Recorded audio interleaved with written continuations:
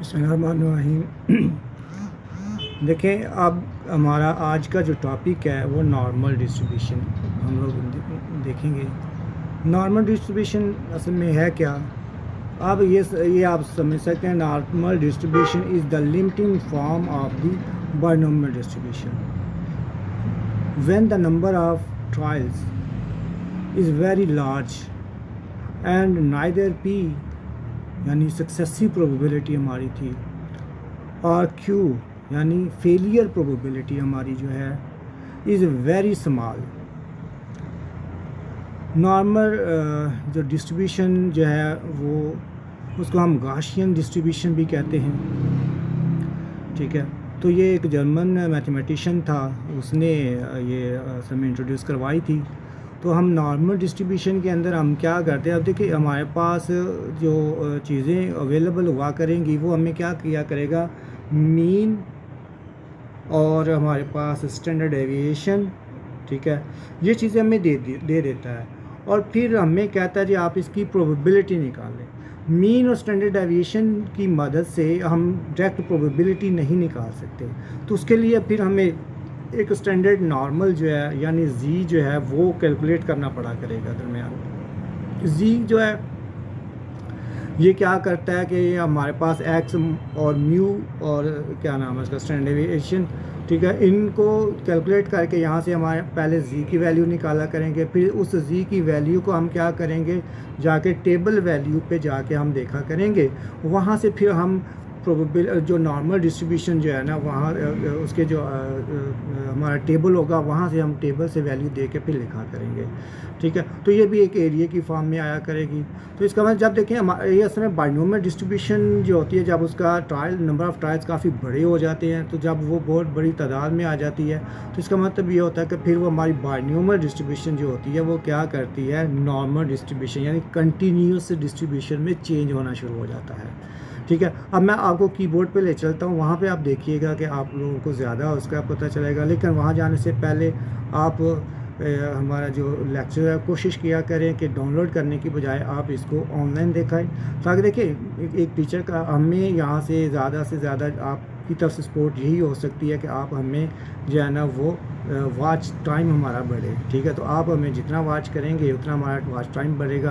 आप कोशिश करें कि आप इसको व्यू करें, डाउनलोड ना करें, ठीक है। और मेरे चैनल को सब्सक्राइब करें अगर आपको आप समझते हैं कि ये चीज़ आपको समझ आ रही है, तो फिर आप इसको सब्सक्राइब करें और अपने दोस्तों के साथ भी शेयर करें, ठीक है। मैं अपने कीबोर्ड पे चलता हूँ।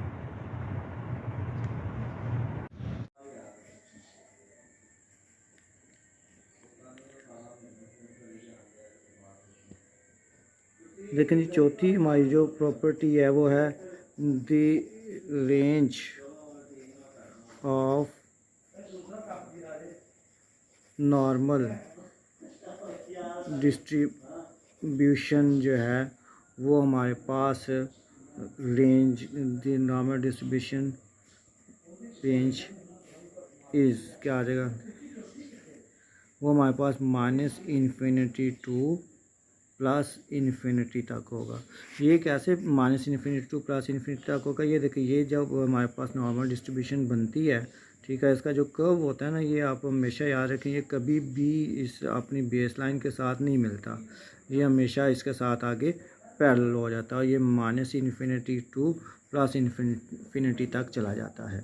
तो इसका मतलब ये हुआ कि हमारे पास चौथी जो प्रॉपर्टी है इसकी वो नॉर्मल डिस्ट्रीब्यूशन की होगी, ठीक है। उसके बाद हमारे पास जो मैक्सिमम ऑर्डिनेट की जो वैल्यू होती है, ठीक है, ये हमारे पास पांचवी जो प्रॉपर्टी जो है हमारे पास क्या आ गई कि वो हमारे पास है the value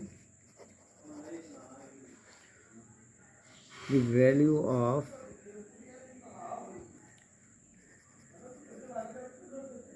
maximum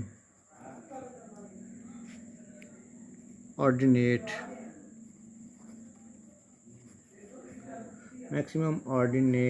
is at x is equal to हमारे पास आ जाएगा म्यू, यानी वाई हमारा जो होगा वो मैक्सिमम कैसे होगा, वो होगा 1/, स्टैंडर्डाइजेशन और 2 पाई और इसका जज़र। ठीक है, तो ये हमारे पास इसकी क्या आ गई, 5वीं प्रॉपर्टी आ गई है। उसके बाद हमारे पास अब छठी प्रॉपर्टी जो है वो आपने याद रखनी है कि छठी प्रॉपर्टी क्या होगी, द ऑल ऑड मूवमेंट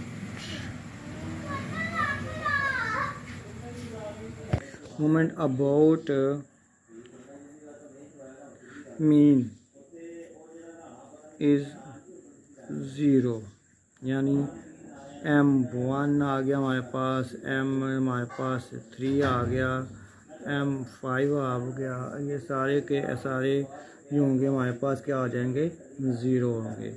ठीक है, तो इसका मतलब जितने भी ऑड मूवमेंट्स होंगे अबाउट मीन वो सारे के सारे हमारे क्या होंगे, 0 होंगे। और उसके बाद अगर ये मूवमेंट्स 0 हैं तो इसका मतलब ये हुआ कि अब फिर हम इसकी रेशो भी मूवमेंट की देख लेते हैं कि मूवमेंट की जो रेशो होगी वो क्या होगी, β1 जो होगा वो हमेशा हमारे पास 0 होगा और β2 जो होगा वो हमेशा हमारे पास 3 होगा, क्योंकि ये नॉर्मल डिस्ट्रीब्यूशन है तो इसलिए ये क्या होगा हमारे पास, ये 0 होगा, ये 3 होगा। 0 कैसे होगा, चलें ये भी हम देख ही लेते हैं 0 कैसे होगा। हमें पता है कि μ3 की स्क्वायर ओवर μ2 का क्यूब ये β1 के बराबर था। μ3 की वैल्यू आपको बता दिया, ऑड है तो ये 0 आ गया। इन नीचे कुछ भी हो, ठीक है, नीचे क्या हो हमारे पास कुछ भी हो तो इसका मतलब ये होगा वो क्या हमारे पास क्या होगा, वो हमारे पास कोई भी यहाँ पे वैल्यू आ जाए μ3 की जो ये, तो इसका मतलब ये असल में μ3 जो है मेरे पास क्या है, सिग्मा की पावर हमारे पास जो है वो क्या आ जाएगी, यानी वेरिएंस की पावर 3, तो ये 0 ही बन जाएगा।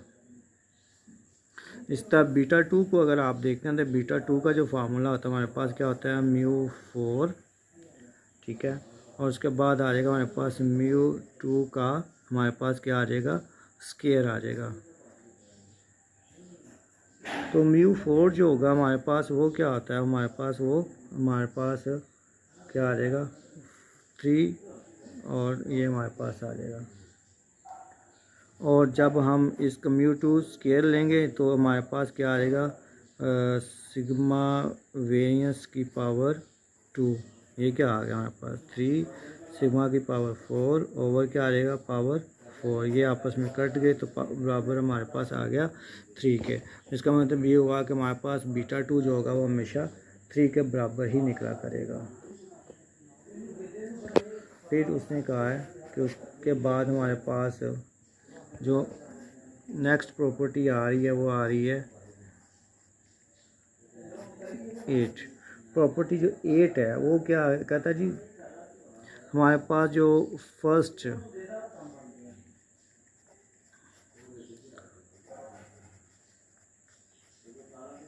क्वार्टाइल जो होता है, first quartile and third quartile जो होगा हमारा, ठीक है, वो हमेशा इक्वल डिस्टेंस और इक्वल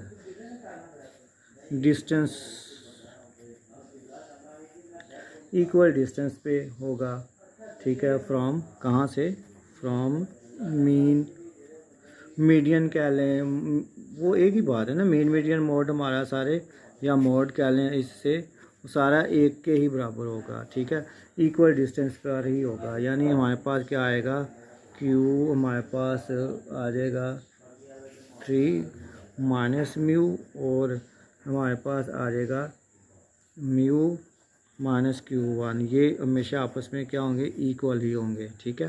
तो ये हमारे पास थी 8वीं प्रॉपर्टी। हम नेक्स्ट चलते हैं प्रॉपर्टी नंबर 9 की तरफ। प्रॉपर्टी नंबर 9 जो है हमारे पास, ये भी आपने याद रखना है कि हमारे पास क्या आएगा, Q1 जो होगी हमारे पास वो मेरे पास होगी म्यू माइनस 0.6745 सिग्मा, ये आपने याद रखना है हमेशा। और म्यू जो हमारे पास 2 होगा वो हमारे पास म्यू ही होगी, और जो हमारे पास क्वार्टाइल 3 हमारे पास है वो क्या होगा, म्यू प्लस 0.6745, और ये आ जाएगा सिग्मा। ये हमारे पास क्वार्टाइल 1 और क्वार्टाइल 3 की भी हम ऐसे भी वैल्यू हम निकाल सका करेंगे जब हमें ज़रूरत पड़ेगी तो, ठीक है। और फिर ये याद रखना आपने, इसकी जो हमारे पास अब प्रॉपर्टी नंबर बन रही है वो 9 बल्कि 10 बन रही है। तो जो प्रॉपर्टी नंबर 10 है इसके मुताबिक ऐसा है कि हमारे जो पॉइंट ऑफ इन्फ्लेक्शन होते हैं, पॉइंट ऑफ इन्फ्लेक्शन कहता वो हमेशा आपके क्या होंगे, वो म्यू माइनस स्टैंडर्ड एविएशन और म्यू प्लस स्टैंडर्ड एविएशन होंगे, ठीक है। मतलब क्या, mu minus standard aviation, mu plus standard aviation. देखें पॉइंट ऑफ इन्फ्लेक्शन होता क्या है असल में, ये देखें, ये हमारे पास डिस्ट्रीब्यूशन है, ये भी मेरे पास डिस्ट्रीब्यूशन है, ठीक है। ये इसको मैं बनाता हूँ, कोशिश करता हूँ कि मैं ज़रा सिमेट्रिकल ही रहे। तो अब हमारे पास ये देखें, ये वाले जो डिस्टेंस हैं, ठीक है, मैं बाकियों को तो डिस्कस नहीं करता, ठीक है।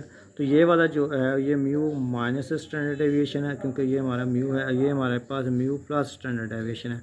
ये जो है ये अगर इसको आप ऐसे ऊपर बढ़ाएंगे तो ये वाला ऐसा पॉइंट होता है, पॉइंट ऑफ इन्फ्लेक्शन, जहाँ से हमारा कर्व जो होता है ऐसे मूव होना शुरू होता है ये, तो ये वाला पॉइंट ऑफ इन्फ्लेक्शन कहलाता है।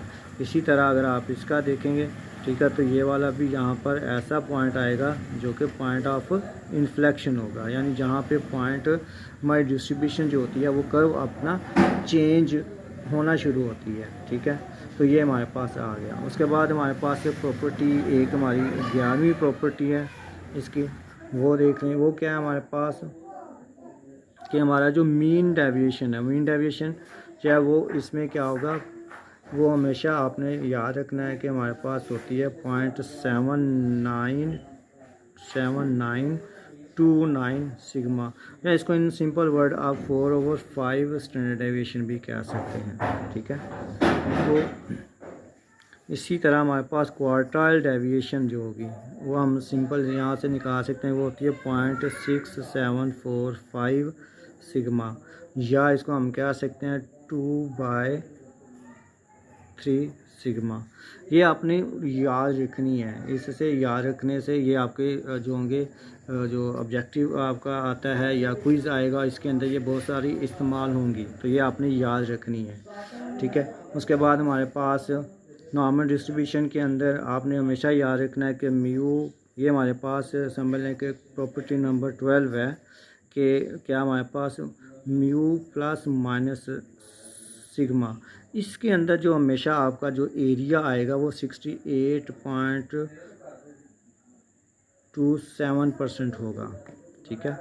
उसके बाद ये आपका एरिया प्लस माइनस 2, ये हमेशा आपका ये वाला आपका एरिया जो होगा वो आपका हमेशा कहलाएगा 95.45%।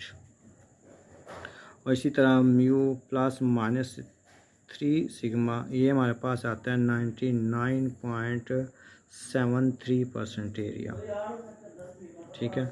तो ये एरिया कौन सा होता है, इस एरिया का मतलब अगर आप देखें इसको, अगर आप लेके आते हैं यहाँ पर स्टैंडर्ड नॉर्मल की फॉर्म में लेके आते हैं,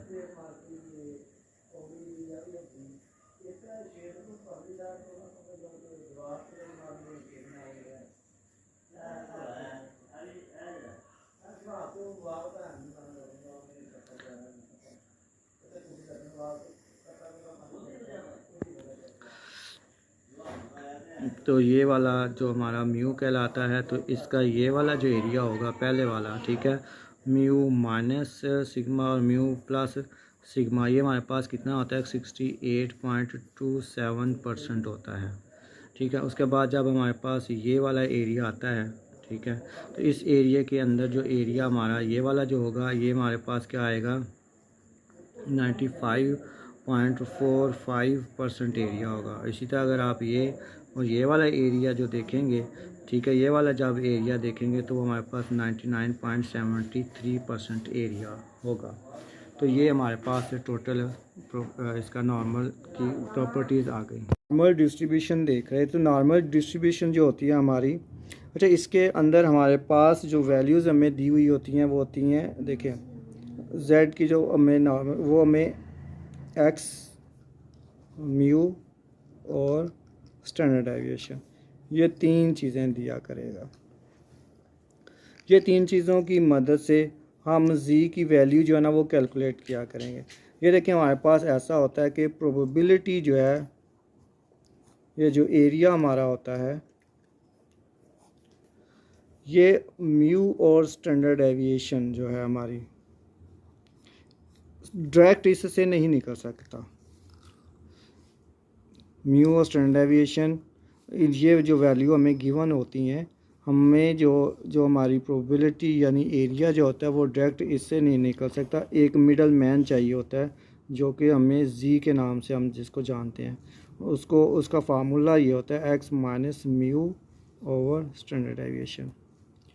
अब ऐसा होगा कि हमें जो है वो इस तरह ये कोई इन्फॉर्मेशन हमें दे दी जाया करेगी। इस इंफॉर्मेशन से हम सबसे पहले क्या, ये मिडल मैन यानी जी कैलकुलेट किया करेंगे, और इस जी कैलकुलेट होने के बाद फिर हम उसको जाके टेबल से जाके प्रोबेबिलिटी यानी वो एरिया देख लिया करेंगे क्या है, तो हमारा फिर आंसर आया करेगा। इसके लिए मैं ऐसा कि सबसे पहले अब मैं आपको ऐसा करता हूँ कि थोड़ी सी प्रैक्टिस करवाता हूँ कि जी अगर हमारे पास निकल आए, यानी जी हमारे पास निकल आए, तो फिर वहाँ से हमने एरिया कैसे देखना है, प्रोबेबिलिटी कैसे देखनी है। जब ये आपको टेबल देखना आ जाएगा तो टेबल देखने के बाद फिर हम प्रॉपर क्वेश्चन जो है वो कर सकेंगे। तो इसके लिए आपको सबसे पहले एरिया देखना आना चाहिए। तो एरिया देखने के लिए मैं एक आपको छोटा सा जो है ना एग्जांपल वो लेता हूँ, उसको आप देखें, तो फिर हम आगे उसके बाद आगे मज़ीद क्वेश्चन की तरफ चलते हैं। अच्छा, ये आपने एक क्वेश्चन लिया है कि z is a normal standard normal random variable है, जबकि उसका मीन हमारे पास 0 है एंड वेरिएंस जो है हमारे पास 1 है। तो हम पहला जो पार्ट है इसका वो लेते हैं। पहला जो पार्ट है उसमें अंदर देखिए हमारे पास क्या है कि z जो है वो लेस देन है -1.96 के। तो अब हम इसको सबसे पहले हम यहाँ पे एक इसका ना ग्राफ बनाते हैं, उसकी मदद से आपको ज़्यादा समझ आएगी कि हमारे पास है क्या। अच्छा जी, ये देखें हमारे पास ये क्वेश्चन उसने दिया है जी की, कहता है जी जी जो है -1.96 से छोटा होना चाहिए। ये मैंने नॉर्मल डिस्ट्रीब्यूशन एक ली है, उसके अंदर देखे मैंने ये हमारे पास इसके म्यू जो होता है यहाँ पे आता है, ये फिर म्यू माइनस सिग्मा और ये म्यू प्लस ये वाला हमारा प्लस सिग्मा होता है, ये प्लस सिग्मा ये माइनस सिग्मा, इसी तरह ये चीज़ ये इंटरवल बनता है। ये प्रॉपर्टीज़ में आपको बताया था कि ये वाला जो एरिया होता है ये हमारा 68.27% होता है, ठीक है। लेकिन अब हमें उसने कहा है कि अब कि वो एरिया आपने जो निकालना है जी जो है वो हम -1.96 देखेंगे। इसका मतलब ये कहीं इसके यहाँ पर आएगा, ठीक है। तो ये वाला जो पॉइंट होगा हमारे पास, ये जी की वैल्यू हमारे पास निकले कितनी, 1.96। अच्छा, अब आप लोगों को इतना पता होना चाहिए कि ये जो हमारे पास पूरी नॉर्मल डिस्ट्रीब्यूशन बनी है, इसका हमने प्रॉपर्टी पढ़ी थी कि टोटल एरिया जो होता है वो 1 के बराबर होता है। अगर ये टोटल एरिया 1 के बराबर होता है तो ये म्यू जो है हाफ़ इसको कर रहा है और हाफ़ इसको कर रहा है। इसका मतलब 0.50 जो है यानी 0.5 यानी 50% एरिया आपका इस तरफ है और 50% एरिया आपका इस तरफ है। अच्छा, अब यह ना टेबल जो आपको दिया जाएगा वो मुख्तलिफ़ किस्म के टेबल जो हैं वो दिए जाते हैं आप लोगों को नॉर्मल डिस्ट्रीब्यूशन के। तो अब हमने जो टेबल सेलेक्ट किया हुआ है आपके कोर्स वालों ने वो किया हुआ है 50% वाला, ठीक है। तो वो उसको मैं आपको टेबल पे भी लेके जाऊंगा। सबसे पहले आप देखिए उसने कहा जी ये कंडीशन क्या है कि जी जो है वो क्या है, -1.96 से छोटा, यानी एरिया जो है वो -1.96 से लेस देन का एरिया निकालना है। इसका मतलब इससे जो लेस देन एरिया ये वाला जो है ये हम लोगों ने निकालना है। अच्छा, जब हम टेबल से इसकी वैल्यू जाके टेबल से देखेंगे तो वो जो वैल्यू होगी वो क्या होगी, वो हमारी जो वैल्यू होगी वो इस पॉइंट से लेकर इस मीन तक की देगा। अब मैं आपको टेबल पे लेके चलता हूँ। ये area under the standard normal curve from 0 to z है, ठीक है। तो अब ये वाला जो हमें टेबल दिया हुआ है, ये देखें, ये जी की वैल्यू 0 1 2 3 4 5 ये वो उसने दी हुई हैं, और यहाँ पर ये हमारे पास 0.0 0.1 0.2 ये सारे उसने दिए हुए हैं, ठीक है। अब हमें जो उसने कहा है कि हमने देखना जी 1.96, ये देखें जी, ये हमारे पास 1.8 है, ये 1.9 है। तो इसका मतलब यहाँ पे हम क्या करेंगे, यहाँ से 19 को यहाँ पे ले जाएंगे 6 के अंदर। तो ये 6 के अंदर जो एरिया आ रहा है, देखें 6 के अंदर जो एरिया आ रहा है वो आ रहा है 0.4750 आ रहा है, ठीक है। तो ये जो 0.4750 ये जो एरिया निकला है, ये वाला जो एरिया, ये एरिया हमारा जो होगा वो कहाँ कौन से वाला होगा, ये देखें, ये वाला जो टेबल है हमने जो निकाला है एरिया पॉइंट, यहाँ पे लिख लेता हूँ मैं 4750, ये उसने कहा जी ये जो 0.4750 ये जो आपने टेबल से जो एरिया देखा करेंगे वो हमेशा म्यू से लेके जो जी आपने निकाला होगा वहाँ तक का एरिया होगा। अब देखें असल में ये जो एरिया निकला है वो एरिया निकला है ये वाला, ठीक है, ये वाला एरिया निकला है। हमें क्या चाहिए, हमें चाहिए था इससे लेस देन वाला। तो हम क्या करेंगे, हम ऐसा करेंगे कि जो एरिया हमारे पास आया है उसको हम 1 माइनस प्रोबेबिलिटी ऑफ, क्या जो ये वाला हमारा एरिया निकला है 1.96 वाला, उसको 0.5 में से माइनस कर देंगे तो हमारा रिक्वायर्ड जो एरिया है वो आ जाएगा। मतलब ये कहने का हम करेंगे 0.5 में से माइनस कर देंगे 0.4750, इसको जब आप माइनस करेंगे तो ये हमारे पास आ जाएगा 0.0250, ठीक है। तो ये वाला जो एरिया वो ये निकला है हमारे पास।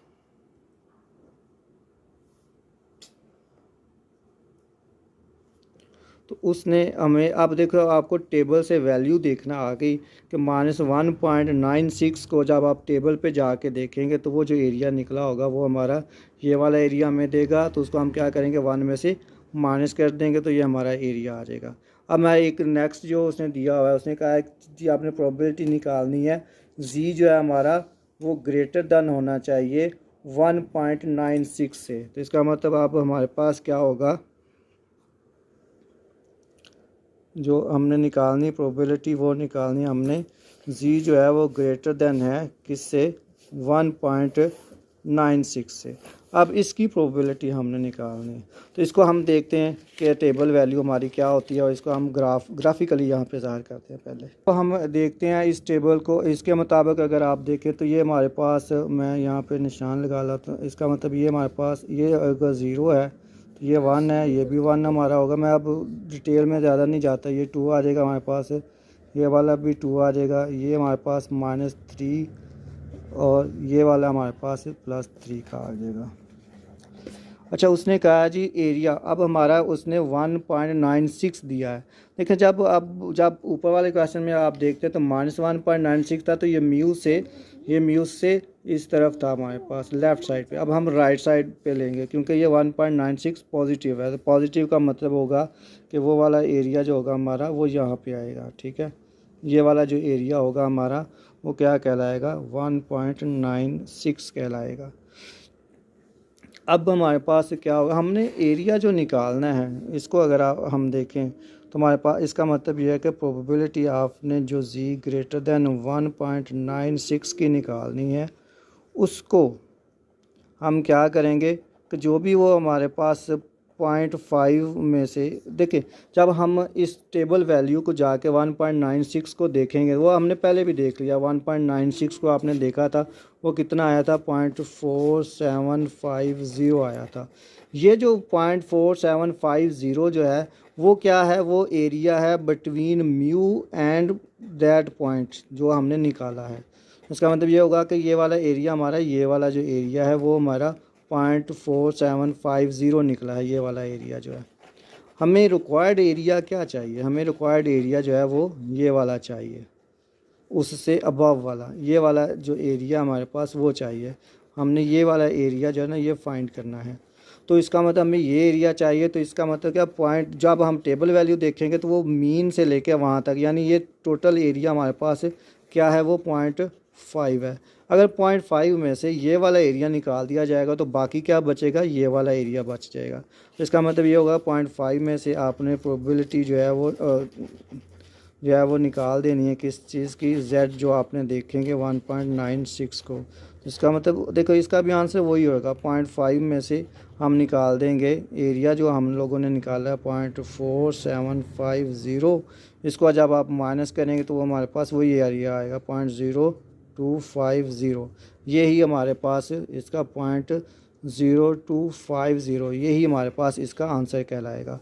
तो इसका मतलब ये देखो, अब आपको टेबल से कुछ अब जो है ना देखना आना चाहिए। तो अब हम ऐसा करते हैं, एक क्वेश्चन और है वो उसको हम देखते हैं कि वो हमारे पास क्या है। पार्ट 3 जो है वो उसने कहा जी -0.164 के दरमियान और 1.64, यानी जी जो हमारा -1.64 और 1+64 के दरमियान में होना चाहिए। तो अब हम इसको देखते हैं कि इसको हम कैसे देखेंगे। तो हम चलते हैं नेक्स्ट क्वेश्चन की तरफ। अच्छा जी, आप देखें ये वाला जो पार्ट है ये उसने कहा 1.64, इसका मतलब 1.64, यहाँ पे 1.5, यहाँ पे तकरीबन ये आ जाएगा। ठीक है, इसको मैं क्या देता हूँ, ये वाला एरिया जो ये हमारे पास क्या आ जाएगा -1.64। और इसी तरह यहाँ पर ये वाला जो एरिया होगा, बल्कि ये वाला एरिया जो होगा इसको हम क्या देंगे +1.64। अब हमें उसने कहा है कि आपने मालूम करना है इसके दरमियान का ये वाला एरिया।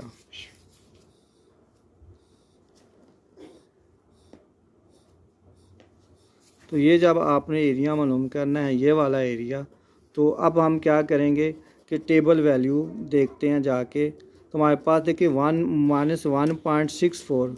अच्छा, टेबल के ऊपर जब हम जाके देखते हैं तो वो माइनस हम इग्नोर कर देते हैं, हमने से 1.64 को देखना है।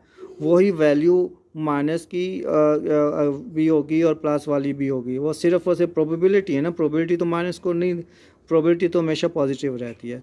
लेकिन वो जो प्रोबेबिलिटी होगी वो इस पॉइंट को ज़ाहिर करेगी, और अगर इधर लिख देंगे तो वो इस पॉइंट को ज़ाहिर करेगी। तो इसका मतलब ये होगा कि जब हम जाके टेबल वैल्यू से देखते हैं, देखें टेबल देखते हैं, देखिए जी 1.64, ये देखिए ये वाला 4 वाला कॉलम है, और यहाँ पे हम आ जाते हैं 1.6 और ये वाला कॉलम, ये हमारे पास क्या आ गया 0.4495, ये वाला पॉइंट हमारा जो ना असल में आ रहा है। तो हम क्या करते हैं, ये वाला हमारा क्या आ गया, यहाँ पे अगर हम देखें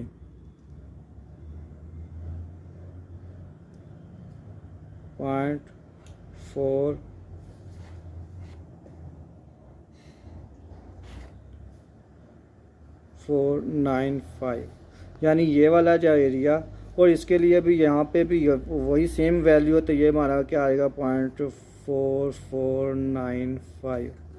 तो इसका मतलब क्या होगा, जब हम इसको देखते हैं इसको, तो इसका मुताबिक क्या होगा हमारे पास कि हमने क्या करना है, प्रोबेबिलिटी जो है वो क्या करनी है, 1.64 की प्रोबेबिलिटी को प्लस कर देना है 1+64 की प्रोबेबिलिटी को, यानी इन दोनों को आप प्लस कर देंगे तो ये वाला एरिया हमारा निकल आएगा।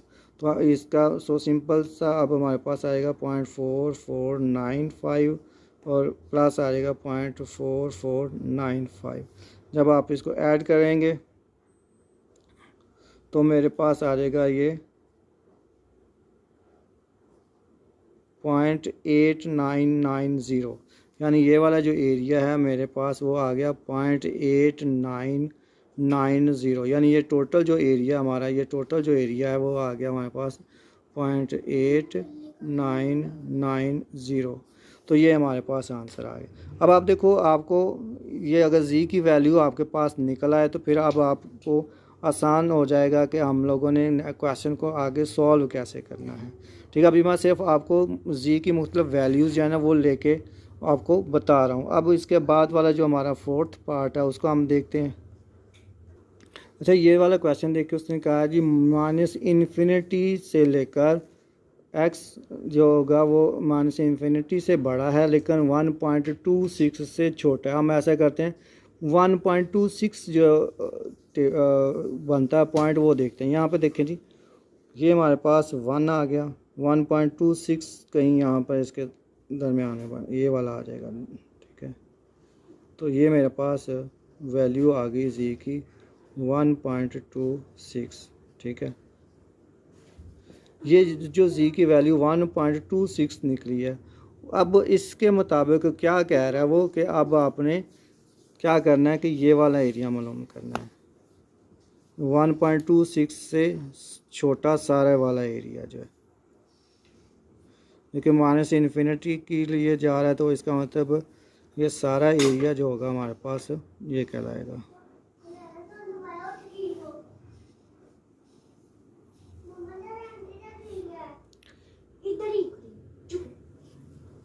तो अब हमारे पास क्या आ जाएगा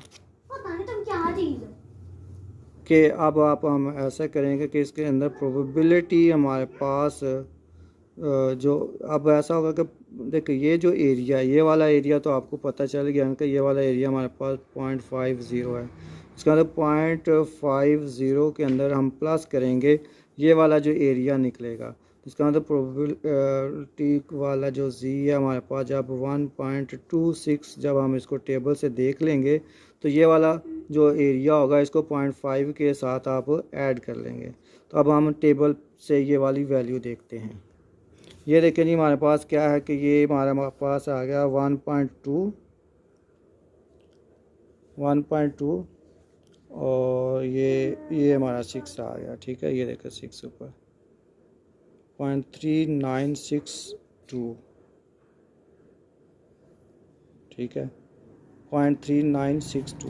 इसका मतलब ये हमारे पास आ गया 0.3962 आ गया, ठीक है। तो अब हमारे पास ये टेबल वैल्यू हमने देख ली, तो इसको हम साइड पे रखते हैं। इसका मतलब ये हुआ कि अब हमारे पास क्या आएगा 0.50 प्लस हम कर लेंगे 0.3962, इसको आप ऐड कर लें जस्ट, क्या आएगा 0.8962। यानी ये जो हमारे पास एरिया है, ये वाला एरिया सारे का सारा हमारे पास क्या आ गया 0.3962 ये वाला एरिया और ये 0.5 एरिया उसके अंदर ऐड कर लिया तो हमारे पास आ गया 0.8962 आ गया, ठीक है। तो ये अब देखें, ये इस क्वेश्चन का आंसर हमने निकाल लिया है। अब हम नेक्स्ट क्वेश्चन की तरफ चलते हैं। अच्छा ये आप देखिए, हमारे पास ये वाला क्वेश्चन आया कि जी का मॉड उसने दिया और इसके साथ लेस देन 1.28 उसने दे दिया है। इसका मतलब ये हुआ कि हमारे पास क्या होगा, इसकी जो असल में जो अगर हम इसको लिमिट की फॉर्म में लिखेंगे तो हमारे पास क्या आ जाएगा, ये 1-28 और ये जी और इस तरह आ जाएगा 1.28, ठीक है। इसका मतलब ये लिखा हुआ है। अब हम यहाँ पे आते हैं तो -1.28 जो होगा वो यहाँ पर आएगा, ठीक है। तो ये हमारे पास कितना आ गया, ये वाला हमारे पास आ गया -1.28 और इसी तरह ये वाला हमारे पास पॉजिटिव का आ जाएगा 1.28। तो अब देखिए हमारे पास हमने क्या करना है, ये वाला एरिया असल में उसको निकाल के देना है। ये वाला एरिया निकालने का मतलब ये हुआ कि हम यहाँ पर जी की वैल्यू जो होगी 1.28 पे जाकर जी की वैल्यू को देखेंगे। तो वो हम जी की वैल्यू देखते हैं हम सबसे पहले कि वो क्या होगी। ये देखें जी, जी की वैल्यू हमारे पास 1.2 है तो हमने जाना है 8 पर, ठीक है। तो ये हमारे पास आ जाएगा ये 0.3997। तो इसका मतलब ये हुआ कि हमारे पास ये आ जाएगी 0.3997। तो अब हम इसको ऐसे करते हैं कि ये वाला एरिया यानी ये वाली जो वैल्यू आ गई हमारे पास 0.3997 और 0.3997। अब हम क्या करेंगे कि ये वाली जो वैल्यू है और ये जो वैल्यू है, इन दोनों को हम कर लेंगे ऐड। तो इसको हम जब ऐड करेंगे तो ये हमारे पास क्या आएगा, प्रोबेबिलिटी हम क्या करेंगे 1.28 को और प्लस हमारे पास आएगा probability of G is equal to 1.28, इन दोनों को प्लस कर लेंगे तो ये हमारे पास आएगा 0.3997 प्लस आएगा 0.3997। इसको हम ऐड कर लेते हैं। ये हमारे पास आएगा 7 और 7 14, 1 9 9 18 9 आ गया, फिर 9 9 18 9 आ गया, फिर 3 3 6 7, यानी ये हमारे पास वैल्यू आ गई 0.7994। ठीक है, ये वाला एरिया जो हमारा है, ये वाला जो कॉमन, ये वाला जो एरिया हमारा वो क्या निकल आया फिर हमारे पास, अगर हम देखें 0.7994, ये हमारे पास आंसर आ गया इसका। ठीक है, तो ये तो था हमने जी की वैल्यू से टेबल वैल्यू देखना, फिर ग्राफ के ऊपर उसकी क्या आएगा उसको देखना, ये सारा हम लोगों ने सीख लिया। अब हम एक प्रॉपर क्वेश्चन लेंगे, उस पूरे को सॉल्व करेंगे, तो ये हम चीज़ें देखते हैं। अब नेक्स्ट हम लेके चलता हूँ मैं अपने टॉपिक पर, बल्कि एक क्वेश्चन लेते हैं उसको हम सॉल्व करते हैं।